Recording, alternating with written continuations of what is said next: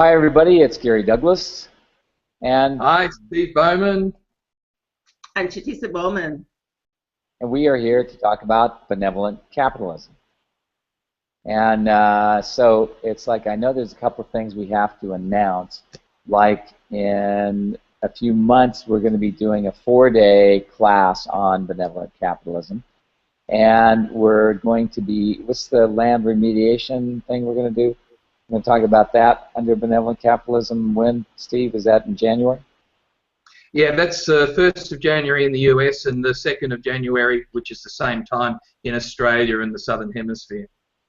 So it's a Google Hangout. It's a Google Hangout. We'll be sending emails out to everyone about dirty land remediation. This is benevolent capitalism actually really at work. Yeah, because one of the things we're doing with benevolent capitalism, we're looking to how we can change land so that things that have been like toxified, etc., can end up being usable and arable lands again. And that's one of the reasons. And we have some wonderful people involved in our group, and we have a proprietary system for creating a difference on land. And we want to make sure it works, and then we'll probably share it with people. So that'll be about 6 o'clock Texas time on the 1st of January and about 10 o'clock in the morning in Brisbane time on the 2nd of January. Cool. So stay tuned. Now, Gary, one of the things that's come up with people talking to us about benevolent capitalism is, where do you actually begin as a benevolent capitalist? What can we do to actually start to be even more this benevolent capitalist that we've been talking about? Well, for me personally, what I do is I go into this place of looking at, how is my choice going to create more for others as well as me? Because the difficulty is, like, most people become competitive, and as they become competitive, or they think they have to compete in order to get the same, get the same community that everybody else gets, they end up locking themselves into a position of actually having less possibility rather than more. And my personal point of view is I need to be looking at what's going to create more for me as well as everybody else I touch. And notice that that's the way that's just the way I do business. It's always been the way I did business, because from my point of view, you can't get there on the backs of other people. It's like walking on other people's heads to get there, because at the end, it's like if you walk on everybody else's head, pretty soon you're going to have nobody walking with you. Yeah. I'd rather have some friends. Yeah. Okay. So people have often said, where do I start? Okay. What would you say to someone who said, where do I start being a benevolent capitalist? You just start with the question.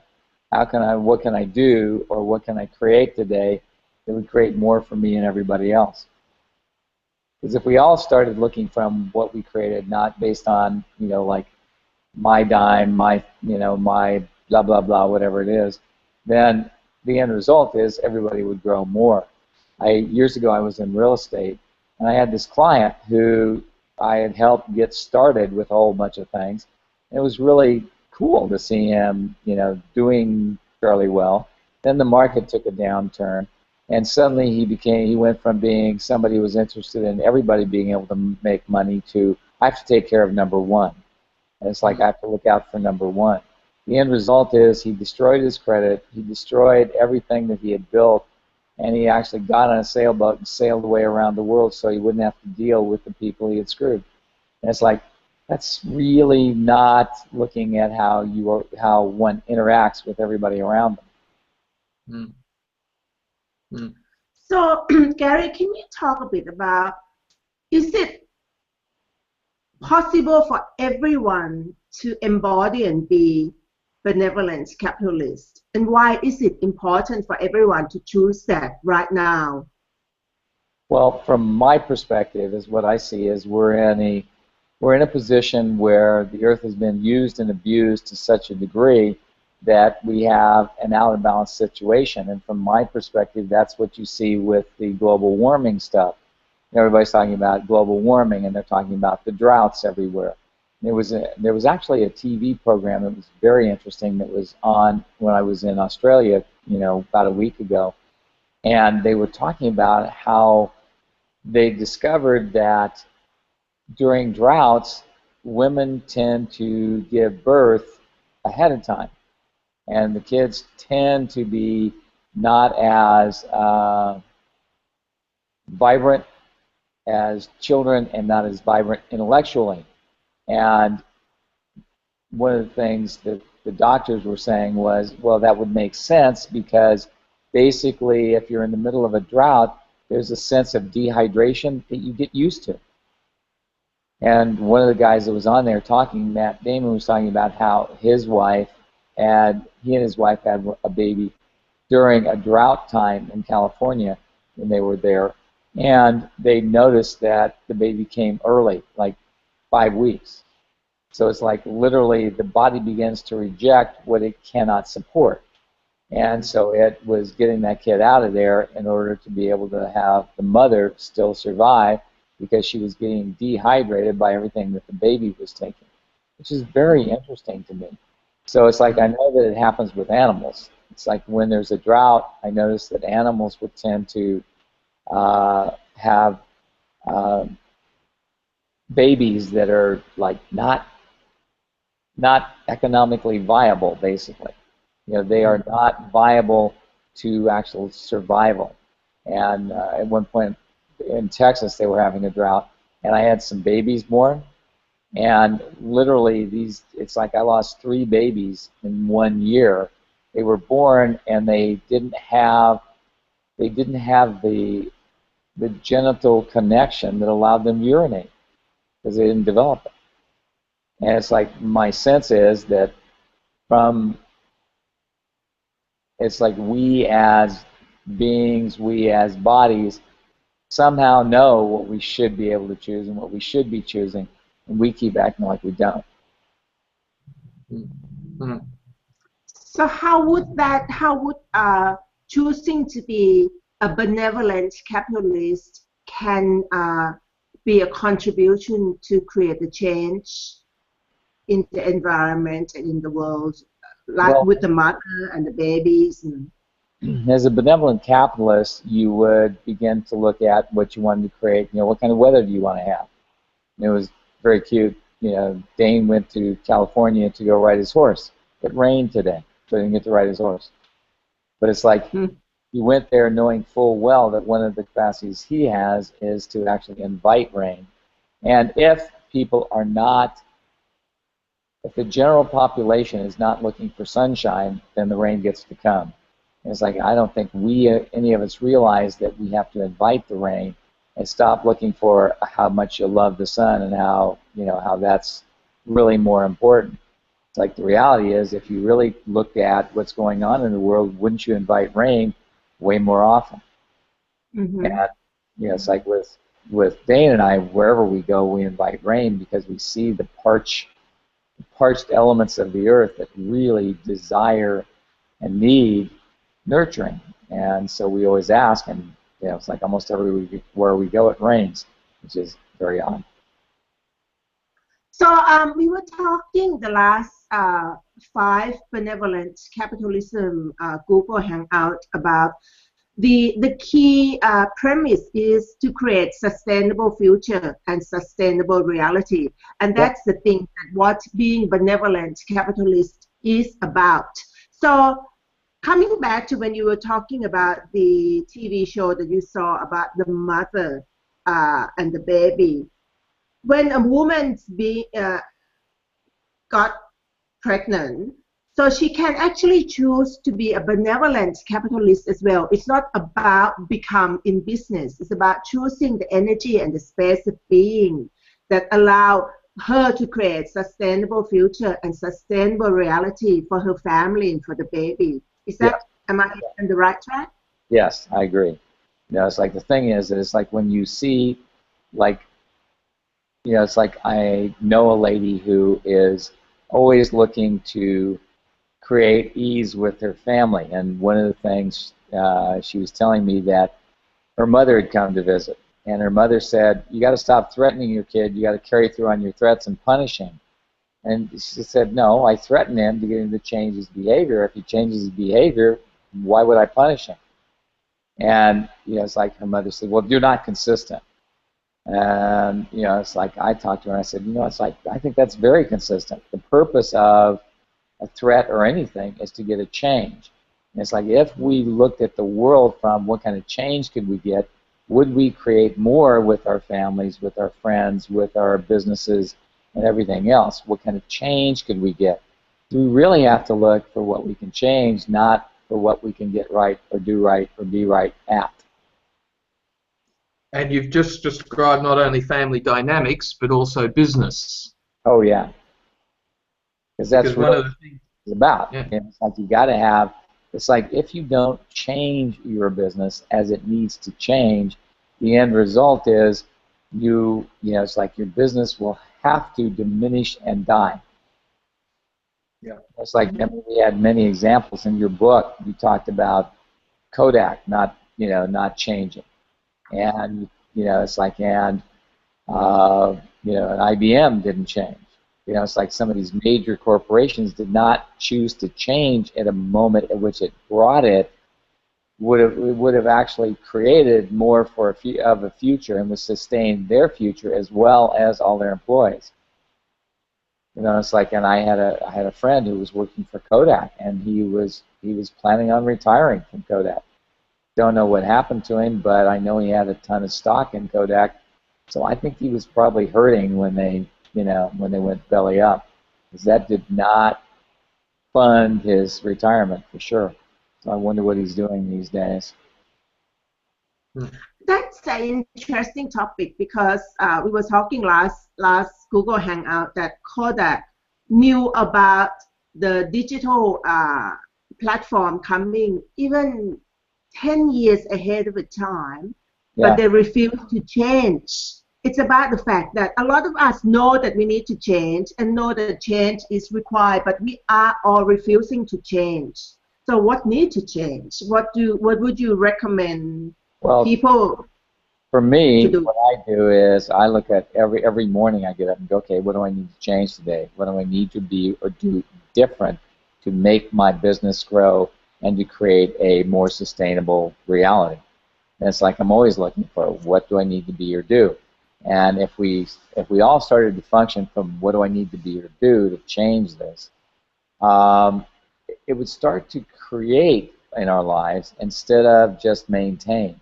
What I see most people doing is they're trying to maintain the status quo. They're trying to maintain what they've got for fear there's not going to be more. And they're not actually looking at what could be generated or created beyond what they've already decided is so. Mm-hmm. And it is to do with choice, really, isn't it? There's nothing else. If the person not making a choice to choose to change, nothing will ever be different. Yeah, so true. I apologize, folks. I just got back from Australia last night and got to bed at about 1 o'clock and woke up at 5:38 in the morning, and it's now 6:14 p.m. So I've been awake and going ever since that time, and it's like. And you were on the flight for 40 hours as well, haven't you? Yeah. On the plane. I was on the plane for 24 hours. It's a long time. It's a long time. So if we tie in with the conversation we're having here about change, and also previously we were talking a little bit about competition and how people feel that competition is this reality. Yeah. We've had an interesting question come in all the way from Hong Kong. So it might be worth reading that out, and then we can actually explore some of the notions out of that. That would be wonderful. Would you do that? Yeah. Okay. So this is from Peony. Hi, Peony. She says, my question is, we in Hong Kong, a small city with limited land, with huge population and low tax rates, attract all kinds of business activities from all over the world to create a busy and look like prosperous city. Hong Kong previously, with the colonization by the UK, is definitely a city operating in capitalism to a very mature level. She then says, indeed, everywhere it's full of competition, including in schools from kindergartens all the way to university. With that collective underlying competitive energy driving the lives of the population, how do we reconcile the benevolent capitalism with the severe competitive energy in businesses and within companies? Interesting question. Yeah, it is an interesting question. From my perspective, it's like when you do competition, you have the point of view, which is a fixed point of view, that other people have a product that's like yours. And it's like if you have the point of view that your product is like somebody else's, then all you can do is see how you can do something like they do or compete like they do rather than what can I actually create or generate here. And for me, it's like I look at all of this from the point of view of, okay, so if we're going to generate something different, how can I out-create these people? And I'm always looking for how I can out-create anybody who's doing competition with me. Because I know that somebody is doing competition with me. It's like, first of all, it's great flattery if somebody wants to compete with you, because that means they think you're good. And second of all, is there really a way for somebody to compete without doing exactly the same thing that I do? So therefore, that's the reason I'm always looking for the change and the creative difference. Like one of the things I've always looked for is the creative edge, not the cutting edge. The cutting edge is how you're sharper than everybody else, which is the competitive point of view. The creative edge is how you can create something that does not yet exist that people will demand or desire or require, which is going to make you more successful. So what does Outcreate actually look like to you then, Gary? Because a lot of people, when they say, oh, that just means I need to be busier and I need to do more and I need to expand. And what does Outcreate actually mean? Outcreate, for me, is looking at what other people are creating and go, okay, how do I outcreate this? Asking the question of how to outcreate. And then inspiration comes from the question of how do I outcreate these people. What most people do is they do a lot of perspiration thinking they're going to get ahead. My point of view is the only thing that really gets you ahead is inspiration. So it's like if you will use that which inspires a different possibility, you will succeed where others do not. What I have observed in business, in people as well, when we talk about out-creating someone, they tend to go and try to copy what the other person is doing and trying to do a little bit better. And I sense that what you're talking about out-create is just not be the same, but a little bit different, but it's be totally different, not just be better, but be totally different. Exactly. And it's like if we all strove for being totally different every day, what can we create that we don't even know about?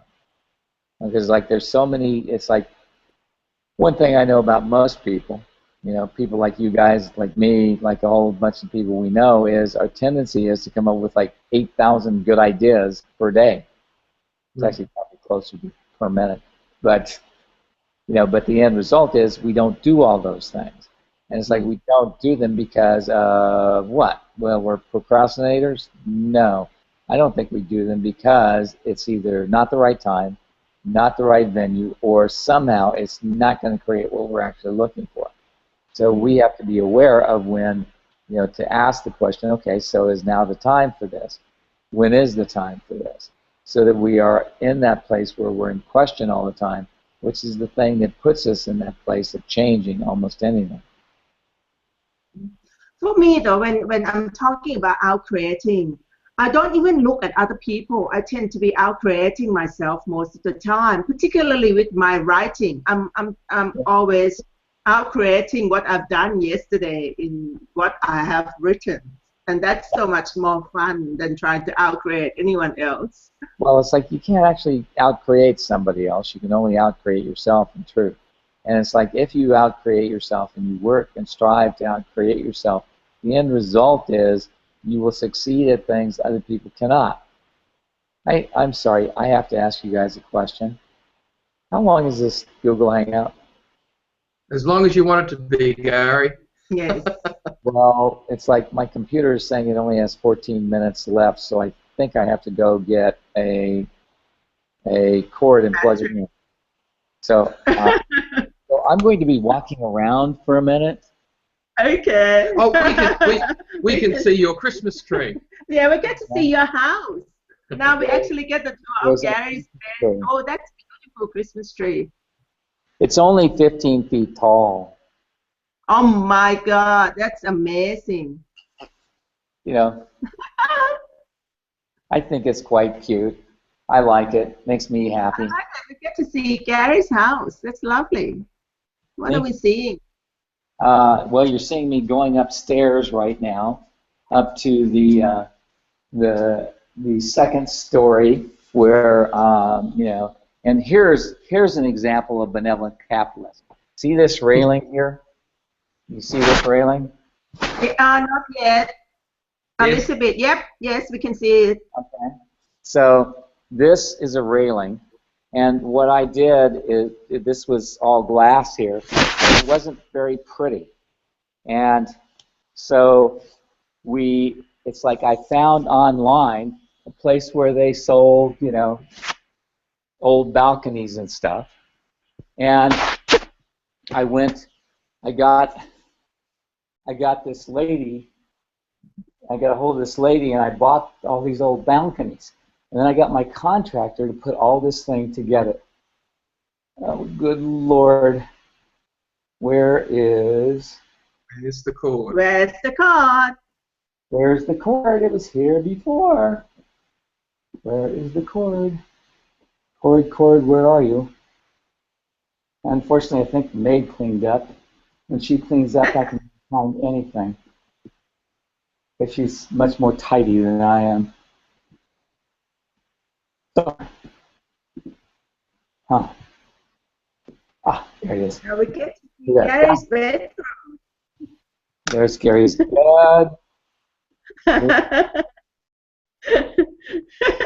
Gary's. The card. I got a feeling this will go viral. It will. It will definitely go viral. Everyone's going to be signing into the last Google Hangout. You know, and I'm going back down the stairs now, and here's Herman, who came all the way from. This is a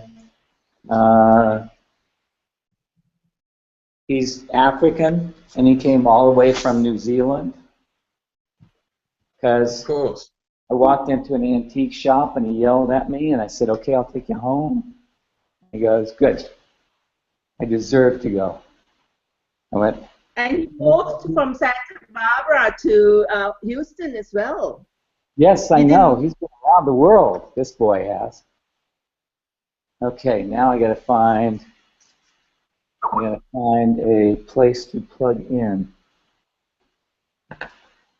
Good Lord, it's awful when things are not convenient. We're getting messages from some of the people that are on this hangout saying, "Ha ha, we're in Gary's bedroom."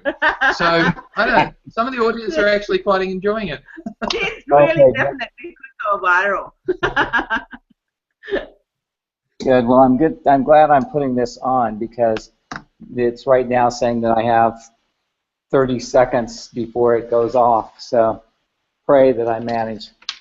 Okay, I'm gonna Have you found it? I'm going to have to change locations here because it's hard to do.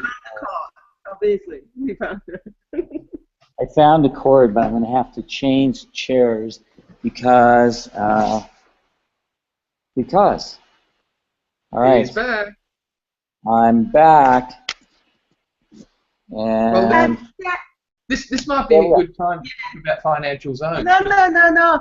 What Gary demonstrated is the good, how benevolent capitalists actually function. They never actually get stressed by anything or any situation. They're just able to generate and create. yeah, it's what do I have to, what do I have to create now? What do I have to do now? What's next? And it's like Or enjoying the good things in life while changing. Yes. What's And that? you know what happened? A lot of people would be really stressed by it, but you were not. You just had fun. So that's a very much benevolent capitalist way of being. Indeed, it is, because the thing is about a benevolent capitalist is like stress is not something you need if you're doing benevolent capitalism. It's like you don't have to be stressed about anything. You get to choose everything that you have in your life and everything you wish in your life and what's really going to work for you. What's going to work for me? What's going to make my life better? What's going to make, everything. I'm trying to find, that doesn't look all that good, but I can't find a good place to sit to make it look good. Oh well. And basically, if you have no judgment about how things supposed to be, or what's right or wrong, or good or bad, then everything is just fun. Like Yeah. some people who have specific ideas about how the Google Hangout is supposed to look and how we're supposed to present ourselves would have total stress about this thing is not looking, but you just say, okay, I'm just going to need to find the chord now. It's a fantastic way to demonstrate the space of being that we all can be if we choose to be that not allow anything that does actually fit how this reality is supposed to be to actually affect us in any way, shape, or form. Thank you for doing that, Gary. That was so cool. And we got a comment. What? We've had a couple of comments come through. I just thought I'd share these with you. Okay. Someone from India, by the look of it, said it was wonderful. We got to see how he chooses every moment. Gratitude. And then another person, hi Anne Clark. Anne Clark said, I always wondered what Herman looked like. Thank you. Now everyone sees. Yes. So okay, so what we had a chance to see the various zones in Gary's house. Maybe we can use that to morph into talking a little bit about the notion of financial zones now too, right. And how a benevolent capitalist sees financial zones and what we need to be aware of with our financial zone of awareness. Well, the thing is, it's like did we talk about this before? I forget. We talked a little bit about it. We talk about the last Google Hangout. We talk about how business collapse their zone. Mm-hmm. So it's about how the way business collapse their zone and cause that. And this one will be individual, how each person could collapse their zone. Yeah. Well, you have to look at what is your financial zone. And one of the things I realized is that it's like when I have about $10,000 in cash available to me instantaneously, I feel comfortable. When I have less than that, I feel like inept, uncomfortable. I feel like there's not enough. And so you got to figure out what your zone of comfort is with the amount of money you need to know that you can handle whatever occurs. For me, having $10,000 means I can pretty much handle anything right now. And I like being able to handle everything right now.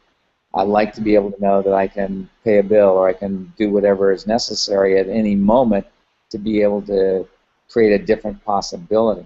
And that's the other part of it is like when you have your zone, your financial zone, and it's like from my perspective, you really need to be global in your financial zone now, because I see all kinds of people like looking at their one little area and they get sort of fixate on it, and the end result is it doesn't work well. Recently I was talking with somebody who was talking about their city, and it's like, my city has this, my city has that, my city has, and it's like, and they really were not creating beyond the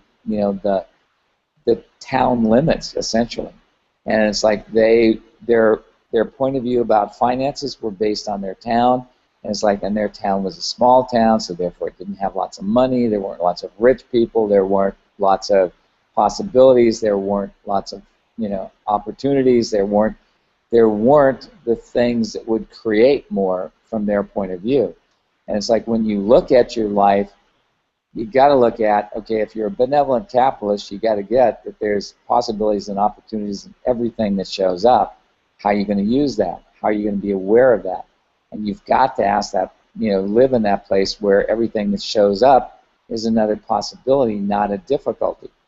And I've watched people do difficulty, difficulty, difficulty, and not allow themselves to create something greater. It was interesting. We had an example not long ago where we were talking to the CEO of an organisation out in the countryside, and their meeting hall was an old rundown church, and she was complaining about how it was such an old rundown church and they didn't have the money to be able to do it up, and it was all about the problems. And I said, so what you're telling me is you have a proud piece of Australian history that demonstrates the diversity and the resilience of the community in this area, that no matter what, we've always got a place to meet. She says, no, I've got a rundown old building. And as soon as we started to change her point of view, that it was actually a proud piece of Australian history, we then started asking the question, well, who else is interested in the proud diversity of the Australian outback and the history of some of the tough times we've been through? And what we came up with was the Antique Car Club. And of course, one thing we know about the Antique Car Club people is they've all got money, because otherwise they wouldn't have antique cars. Exactly. So we did a deal with them. They refurbished the old place, and in return, the old place gave them a safe place to park their cars, purely by looking at it from that different space of, so what are the possibilities, what are the differences, what if I looked at this in a very different way? And this happens in everything that everyone does. If they're willing to look at things in a different way, then you're actually able to see the possibilities that are there that we're refusing to see. Yeah. You know, it's like, and that's one of the things I always ask people to use. I said, you know, why don't you ask the question, what else is possible I've never considered? Because, like, if you ask what else is possible I've never considered, it's like all kinds of strange things show up. And it's like, and it works out in ways you never even considered possible. And, you know, from my perspective, that's really where we all should function from all the time. If we did, what could we create that we're currently not creating?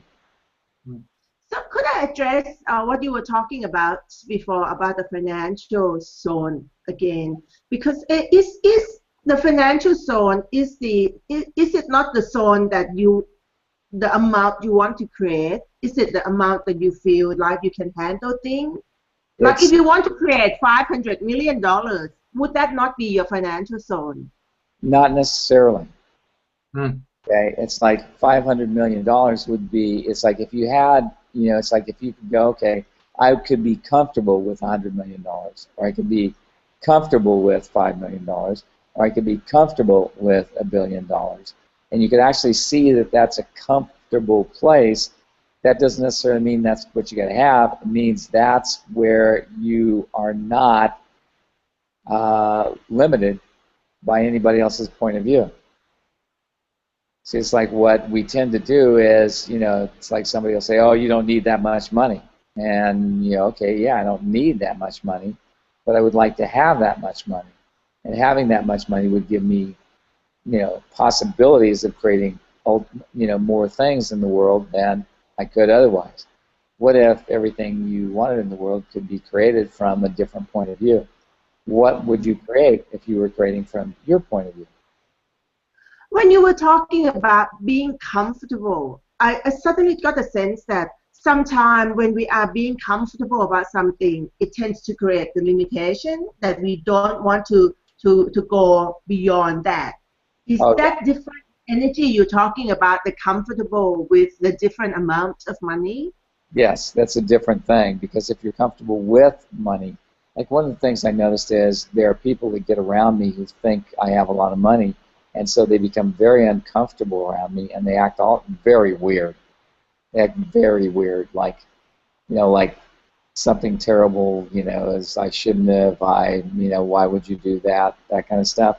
I'm going, what the hell are you people talking about? It's like, because I am not any different as me, no matter what kind of money somebody has. And I know I went to a billionaire's birthday party, and it's like, and everybody was trying to kiss his butt. You know, it's like, it was a kiss-ass party is what it was, and they all were trying to get what they could, you know, try to get some way to get money out of him. And it's like, I was there just observing, and I found most of the people incredibly boring, because they were more interested in proving how they had screwed somebody over than they were in actually creating and generating something. So their whole life was about who they could screw to get what they wanted. And it's like, you know, it's like, that's not benevolent capitalist. The benevolent capitalist doesn't have to screw somebody in order to get money. Like we're doing a house at a lake, and it's like the thing needs a lot of work.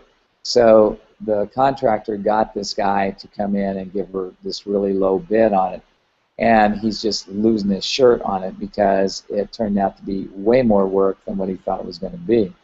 I said, no, tell him I will give him another, $3,000, which is almost 50% increase in what his quote-unquote bid was.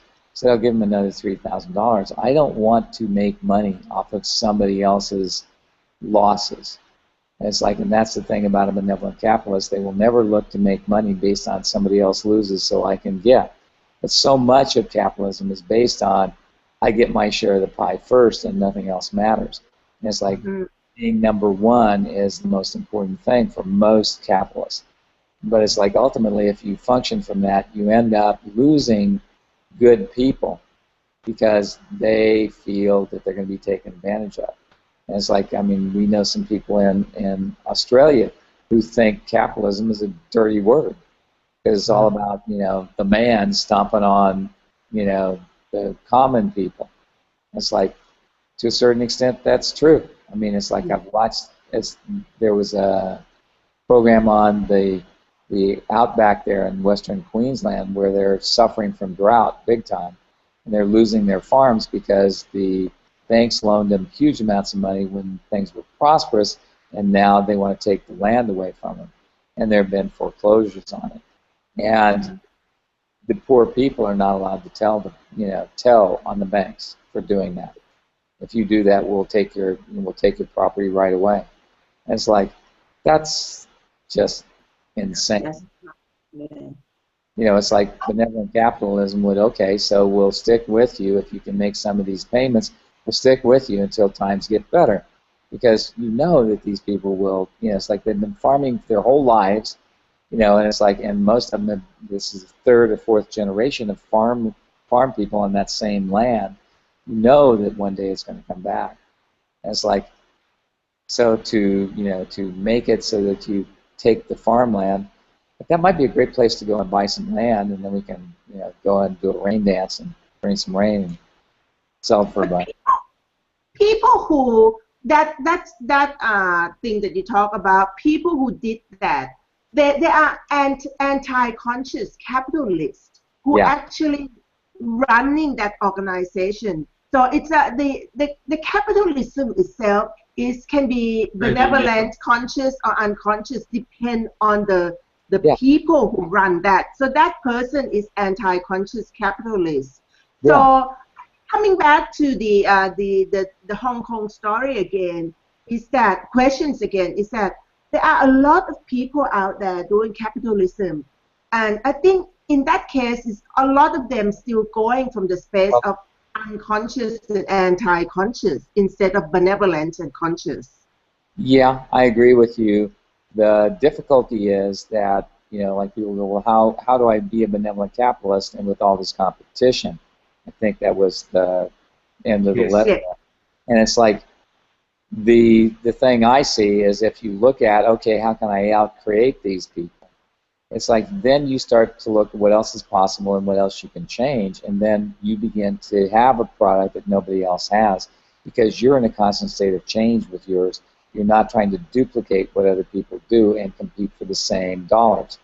And I mean, one of the greatest examples I see all the time is in, high-end property, because high-end property will have these outrageous prices on them based on, I just did all this great stuff to my place, and it's like it's the same square footage as the house next door, but it was done with, so much more spectacular differences that people will pay more for it. Okay, good. It's like, if that's what it takes, and you got to see how you can be the standout in whatever occurs, not be somebody that puts on. And I mean, wouldn't that be wonderful if we can inspire capitalists to actually looking at maximize possibilities in the world instead of maximize profit?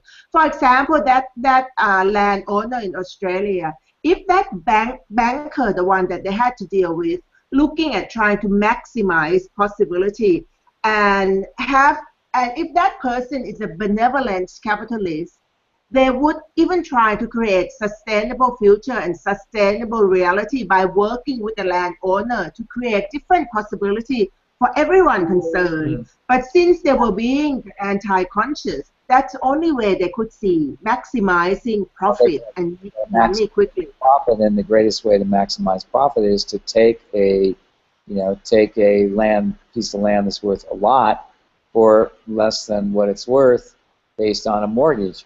I mean, that's the reason, lots of banks do what they do. It's like I have not met a benevolent banker, okay? Not met one of those yet. It's possible to have a benevolent banker. Well, I think there is a possibility of creating a benevolent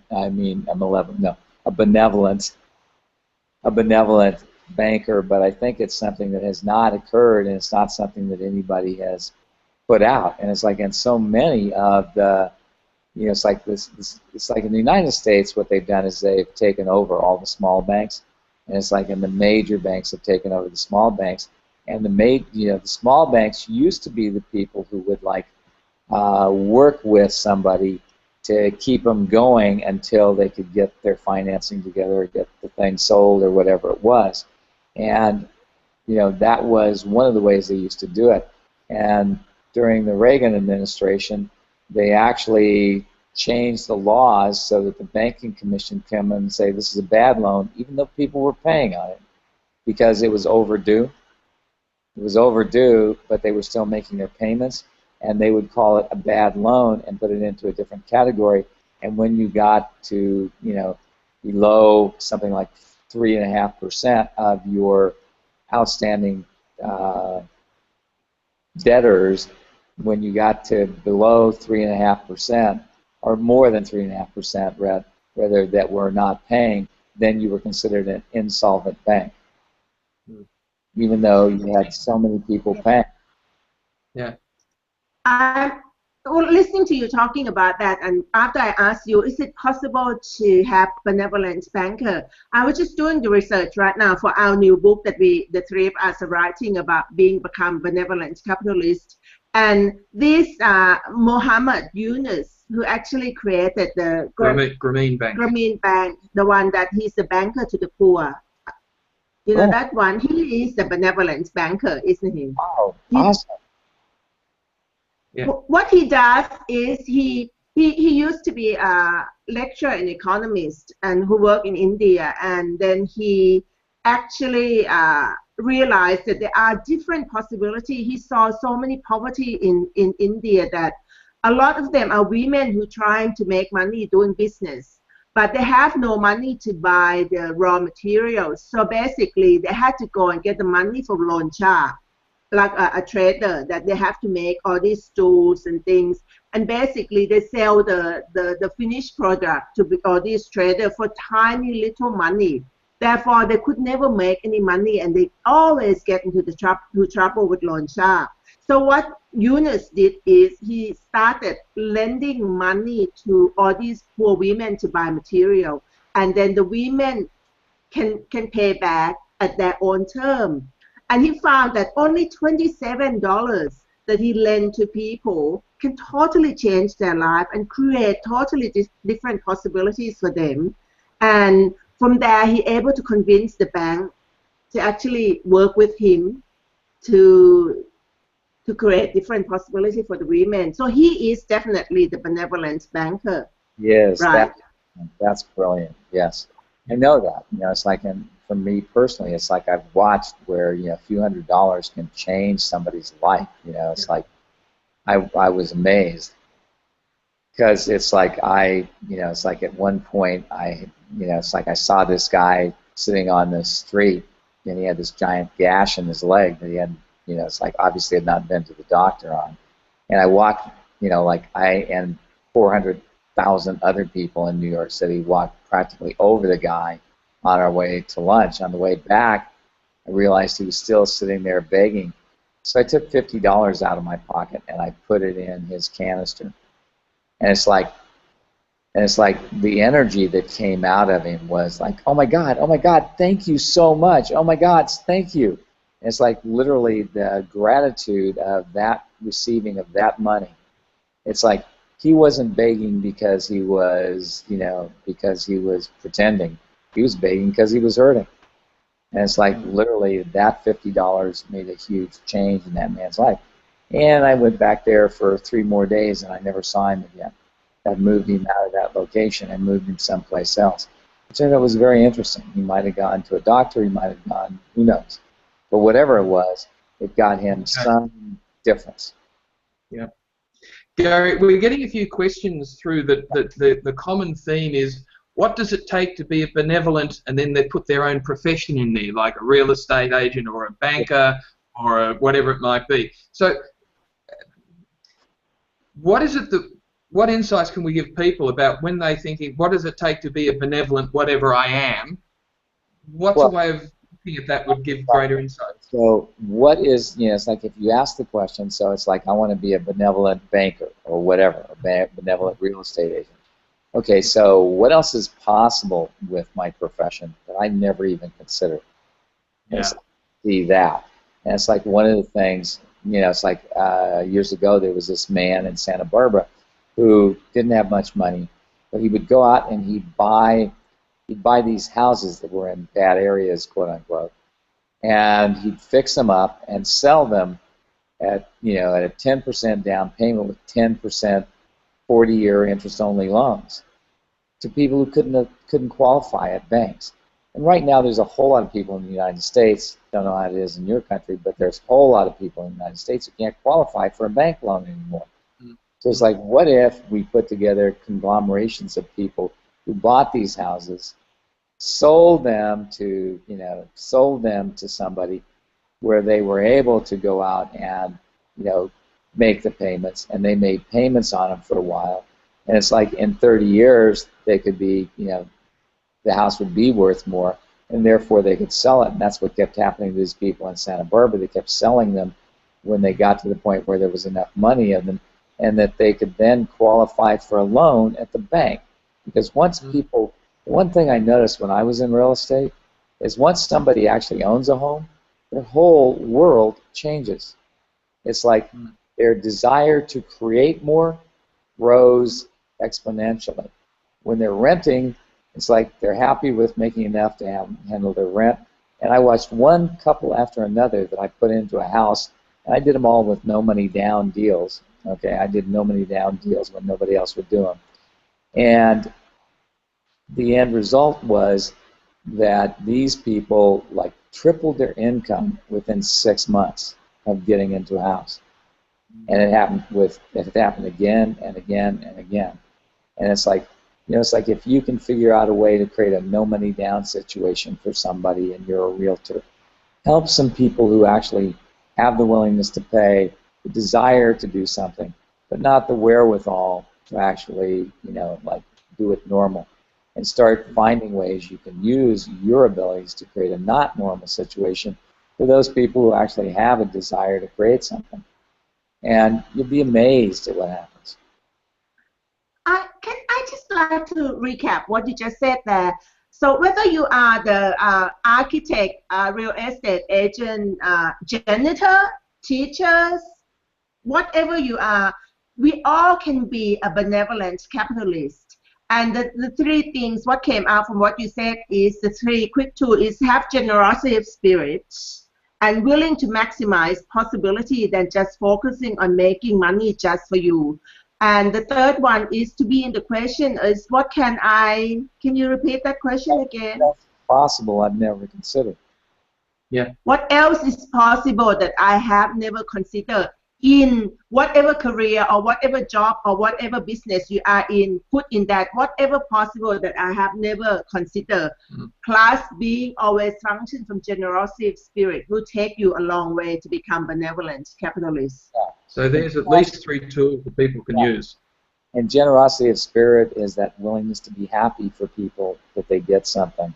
It's not about, I have to give it all to them and I have to, support them financially or any of that kind of thing. It's like, how can I do this in a different way?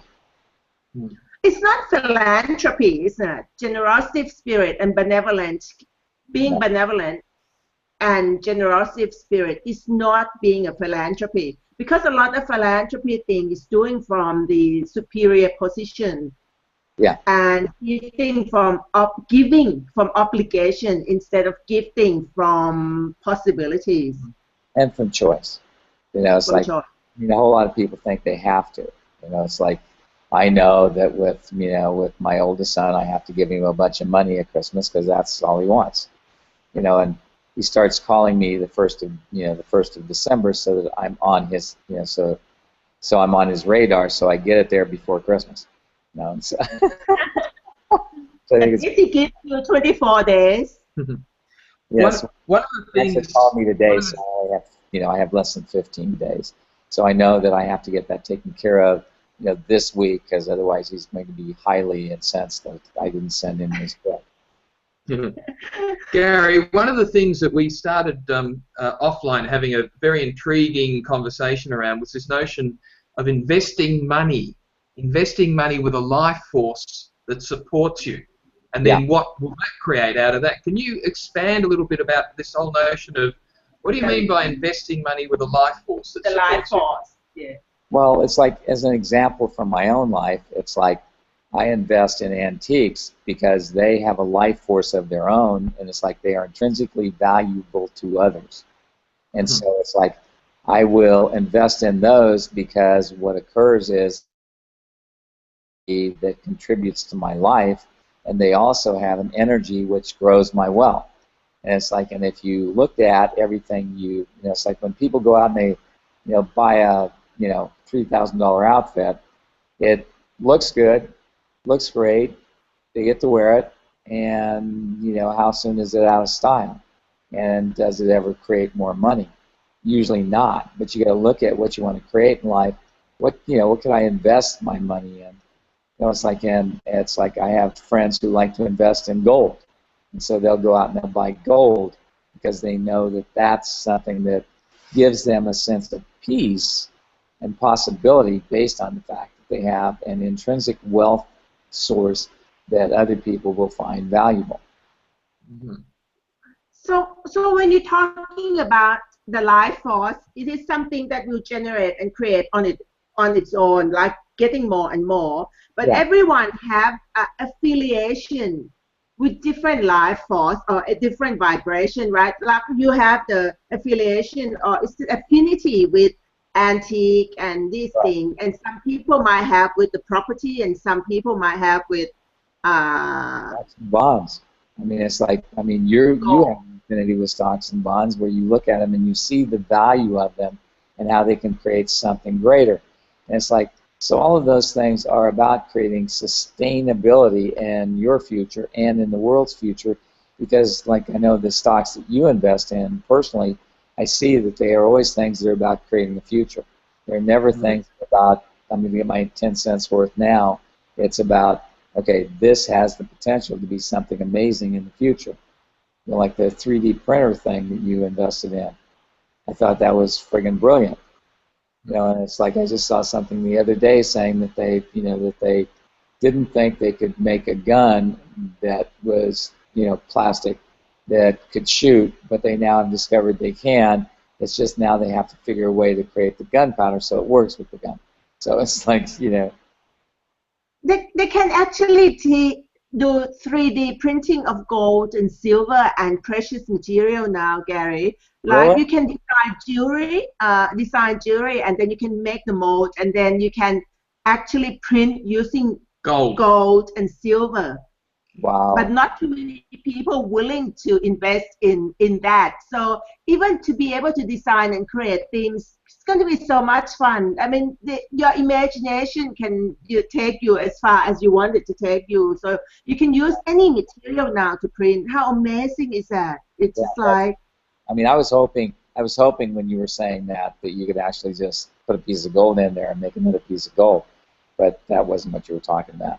So. No, that would be good. I would like to print a piece of gold. Yeah, alchemy's on our list. It hasn't quite made it yet, though. So coming back to life force, can you talk a bit about how can people actually tap into their own awareness, knowing about what is the life force, the one that they can actually become pattern of harmony with.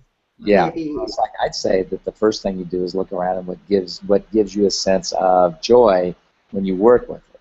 Like I used to get great joy out of working with real estate, and then I quit it because I lost all my money, and so therefore I didn't want to do it anymore.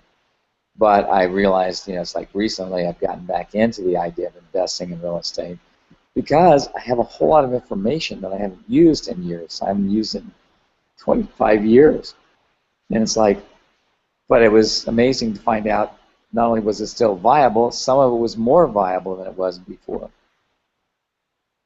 So I'm very interested in what else is possible that, no one has yet considered.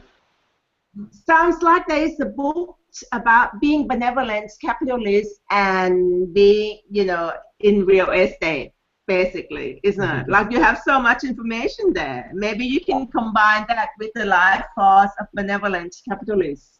Yes. Well, it's like the thing is that if you invest your money in things that are actually fun for you, you always seem to succeed. And it's like one of the things I always ask people to do is, so have you ever really failed? And they'll say, yes, I failed at this. And I said, really? Did you really want to do that? And they get this sheepish look on their face and they go, well, no. I said, yeah, you can't really fail at something you actually enjoy. Something you really want to do, you can't fail at. If you don't want to do it, you will fail at it. Gary, just for everyone's elucidation here, can you spend just a minute or so talking about the difference between investing in something that you really enjoy versus spending money on something that you really enjoy? Yeah, spending money would be like, where it has, at the end of your time, nothing is there. It's like people will go out to dinner and spend $40 and put it on their credit card. And it's like if they take the smallest increment of payment that they have to make on that $40 dinner, the dinner's going to cost them $200 in the long run. Okay, that's not spending your money to create, that's spending your money to spend it. And it's like too many people have the point of view that the purpose of money is to spend. And it's like I watch the people who have that. They create less and less in their life, not more and more. The people who actually invest in something that will make more money in the future, they invest in something that has intrinsic value, they create more and more all the time. I mean, this is one of the amazing things when the economic turndown, quote unquote, came, the Depression. When the Depression hit, it's like literally, it's like there were people involved in Access who lost 50% of their net worth, the max, but they didn't drop any income. Their income went up. It's like, what? That's because they were willing to ask the question, what else is possible I haven't considered, and how can I out-create myself today? We only have a few minutes left. You want to talk about the 3 days yes. beyond benevolent capitalists that Gary and us going to. So I think it's in September of this. I have the date here. September this next year. So if people have got pen and paper, they might want to jot these ones down. I don't so have we're the looking date. at the. No, that's September the. Something or other. We'll send an email out. We'll send the email out. The September the 26th, I think. Something like it's that. It's in September 2015 in Australia. In Brisbane, where we'll be exploring over 3 days some very detailed, insightful ways of being in the world that will actually facilitate your own benevolent capitalism and also those around you and your community and the people. So it's very much a practical 3 days aimed at those who truly want to make a difference. But we'll send out more details as they become available. Yeah, and it's like access consciousness. Yeah, and the fact that it's going to be in Australia, that's just terrible because it's so ugly there. Yeah. Brisbane, of all places, in one of the most luxurious places in Australia, which is partly where the guild is situated as well. And it's a beautiful time of the year in Brisbane. So for all the people who's not from Australia, we really love to invite you to consider coming to join us. It's going to totally be so different from anything else that you ever, experience in business, in capitalism. And the other thing that the business reality. a new business reality, exactly.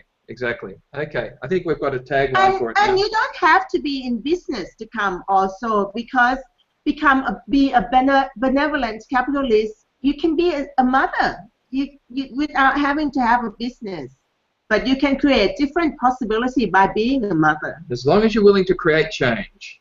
Yeah, I think that'll be one of the criteria. Yes. You ain't willing Now, to the other thing, play the game. just before we finish up, we also, for those that are interested, we've got a Google Hangout coming out on the 1st of January in US time, 6 p.m. Texas time, which is then the 2nd of January, 10 o'clock Brisbane time or 11 o'clock Melbourne time. And this Google Hangout will have 10 people involved in it, all with their own special skills and gifts, talking about dirty land remediation and some examples of benevolent capitalism at work. So we encourage you to look out for that email. That'll give you details of how to tap into that one. And what we have looking at is also going to create the registration for people who are interested in being part of it. So if you want to know more information about it, please come to the Google Hangout and ask questions to get more clarity and to get more information. So as this is the very last of our 6-part Google Hangout on benevolent capitalism, Gary, what would be the top 2-3 things that you would say that would summarize the last 6 Google Hangouts, that if this is what they got, this could change their lives? Well, if they got that, the willingness to change is the beginning of possibility. And when you are willing to change anything, you open the door to every possibility. And if you get that, benevolent capitalism is not just about you getting money, but how you help others get money. And in so doing, there becomes this place where the universe tries to support you for everything you do to support others. And the universe has our back way better than any mankind will. Wonderful. Thank you so much. Okay, Gary, on behalf of the world, thank you for this conversation. Thank you. Thank you, guys. I just adore you. You're just way more fun than anybody else I know. So, talk to you soon. Thank you. Thank you. Bye-bye. Bye for now.